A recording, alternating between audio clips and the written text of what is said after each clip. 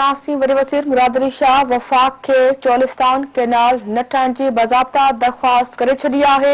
Murad Ali Shah deputy वज़ीर आज़म इसहाक़ डार खे ख़त लिखियो आहे जंहिंमें चोलिस्तान कैनाल ते सख़्त ख़दशनि जो इज़हार कयो वियो आहे।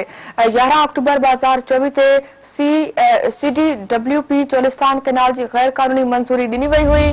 अवां खे नाज़रीन अहम ब्रेकिंग न्यूज़ ॾींदा हलूं त वॾे वज़ीर मुराद अली शाह वफ़ाक़ खे चोलिस्तान कैनाल न ठाहिण जी बाज़ाब्ता दरख़्वास्त करे छॾी आहे।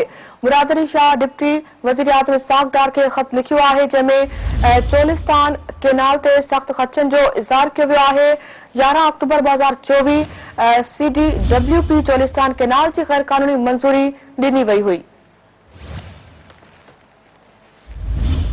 एक बार ॿिए रवां खे अपडेट कंदा हलूं। वॾे वज़ीर मुराद अली शाह वफ़ाक़ खे चोलिस्तान कैनाल न ठाहिण जी बाज़ाब्ता दरख़्वास्त करे छॾी आहे। मुराद अली शाह डिप्टी वज़ीर आज़म इसहाक़ डार खे ख़त लिखियो आहे जंहिंमें चोलिस्तान कैनाल ते सख़्त ख़दशनि जो इज़हार कयो वियो आहे। 11 अक्टूबर 2024 CDWP चोलिस्तान कैनाल जी गैर कानूनी मंज़ूरी ॾिनी वई हुई।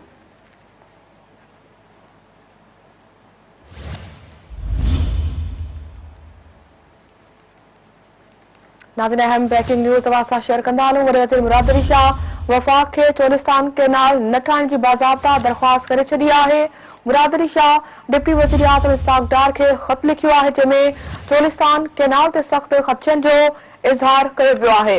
11 अक्टूबर 2024 CDWP चोलिस्तान कैनाल जी गैर कानूनी मंज़ूरी ॾिनी वई हुई।